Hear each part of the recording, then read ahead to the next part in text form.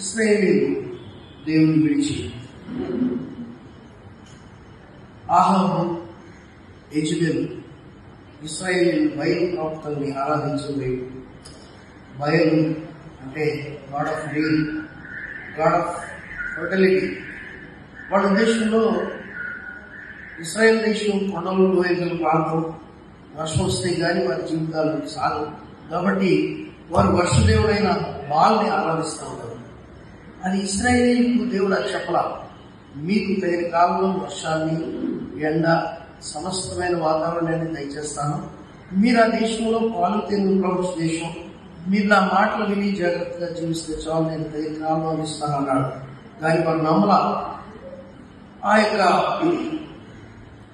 ఆహాబు, యెజెబెలు యొక్క జీవితం బయలు దేవతలకు ఆరాధించే ప్రవక్తలు 400, అషేరా దేవునికి 450 మంది ప్రవక్తలను ఆరాధించే వారిని తీసుకొచ్చి ఇశ్రాయేల్ దేశం అంతా విగ్రహాలతో నింపినప్పుడు దేవుని సేవకుడైన ఏలియా పౌరుషంగా లేచి నిలబడి సవాలు చేసి దేవుని నామాన్ని మహిమపరిచాడు. ఈయన బయలు ప్రవక్తల్ని, అషేరా ప్రవక్తల్ని చంపివేశాడు. అయితే యెజెబెలు కబురు పెట్టింది, ఆ ప్రవక్తల్లో ఒకడు అవుతా ఉన్నప్పుడు 1 రాజుల గ్రంథం 19వ అధ్యాయంలో ఏలియా అరణ్యంలోకి వెళ్ళిపోయి అక్కడ తన మరణ ఆపేక్షతో నా ప్రాణం కాపాడుకుంటూ పోయాడని అక్కడ రాయబడింది.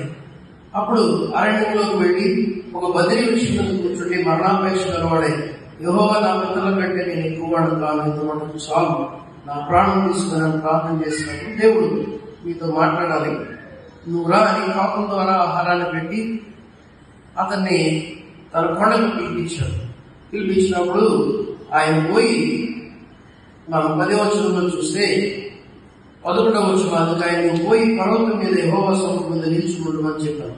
అందులో యెహోవా ఆ వైపు సంచరింపుగా బలమైన పెరుగాలి లేచాడు.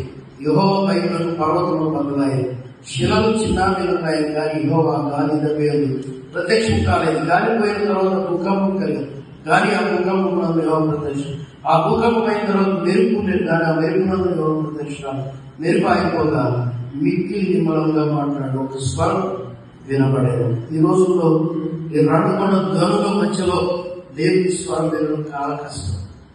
ఈ రోజు చర్చెస్ లో కూడా ఏమైపోయిందంటే యవనస్తులు మ్యూజిక్, సౌండ్, లైట్నింగ్, వీటి ద్వారా దేవుడు దీవించాడు, మాట్లాడుతున్నాడని చాలా సార్లు తప్పు అభిప్రాయంలోకి వెళ్ళిపోతున్నాడు.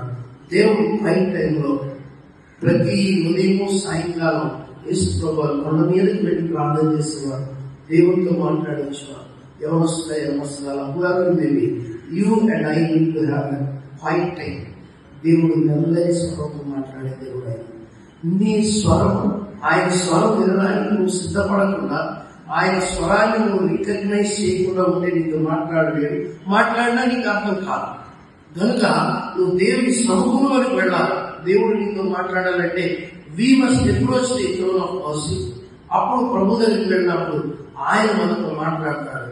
ఏలియా సిద్ధపడి 40 దినాలు ప్రయాణం చేసి ఆ కొండ మీదకి వెళ్ళినప్పుడు ఆ మెరుపులు కానీ, భూకంపం, కొండలు అన్ని మెరుపులన్నీ అయిపోయిన తర్వాత నెమ్మది చల్లని స్వరంతో దేవుడు మాట్లాడాడు.